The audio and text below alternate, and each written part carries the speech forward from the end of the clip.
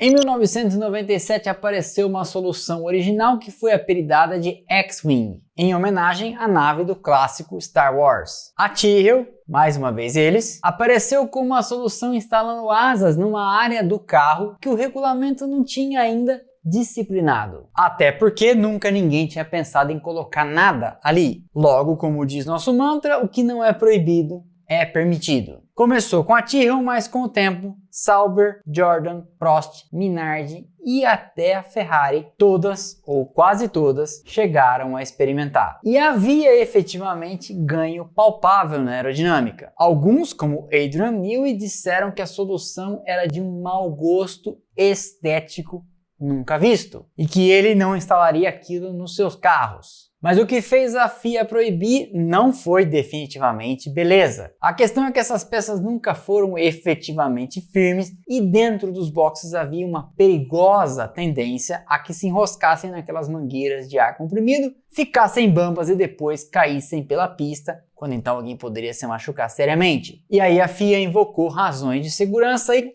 proibiu de imediato.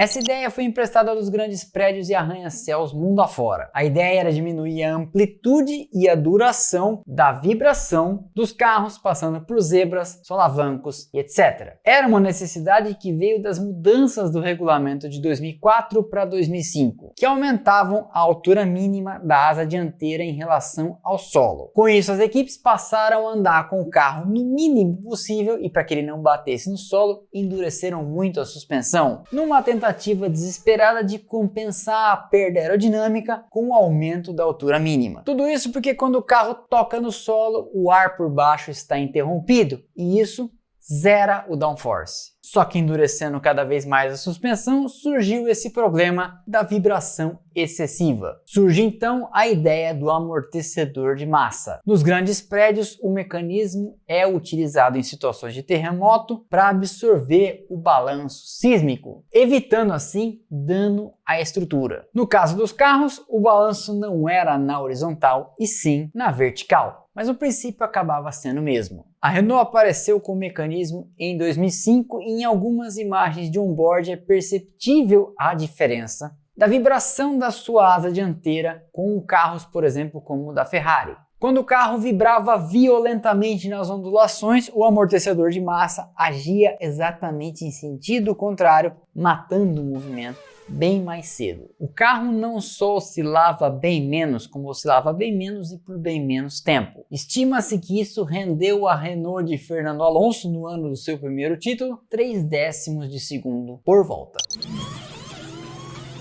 Um ano antes do DRS aparecer na Fórmula 1, a McLaren tinha desenvolvido já um dispositivo que fazia algo parecido. A ideia era vazar um fluxo de ar por trás da asa traseira, diminuindo, portanto, o arrasto aerodinâmico nas retas, aumentando então a velocidade máxima nas horas desejadas. Igualzinho na história do DAS do começo do vídeo, quando você vai fazer um acerto aerodinâmico, você busca o chamado compromisso, máximo de pressão aerodinâmica nas curvas e o menor arrasto possível nas retas. Então o segredo é saber equilibrar e chegar ao acerto ideal. Mas e se fosse possível ter o melhor dos dois mundos? Bastante asa nas curvas sem que isso prejudicasse na reta. Era isso que fazia o famoso duto em F, ou F-Duct. Tudo isso driblando uma disposição do regulamento que determina que não haja dispositivo aerodinâmico móvel. Só o DRS, e na época ele nem existia, que é permitido como dispositivo aerodinâmico móvel. A McLaren então bolou um dispositivo em que não havia parte móvel. Quem movia-se era o piloto. Era assim que funcionava. Havia um bocal na frente do cockpit por onde o ar entrava. Outro bocal ficava dentro do cockpit vazando esse ar na frente do piloto. Na hora de acionar o duto em F, o piloto, no caso da McLaren, tampava o buraco por onde esse ar saía com o joelho e o ar passava então por todo o carro, saindo atrás da asa traseira. diminuindo então o arrasto aerodinâmico nas retas. E funcionava tão bem que com o tempo todas as equipes foram criando seus dutos em F, e cada uma delas colocou esse bocal em um lugar. O problema foi quando apareceram imagens de Felipe Massa e Fernando Alonso pilotando o carro da Ferrari só com uma mão nas retas, porque com a outra eles estavam tampando o buraco para que o duto em F da Ferrari funcionasse. Quando a FIA viu essas imagens, avisou: proibido por razões de segurança. Também pudera, né?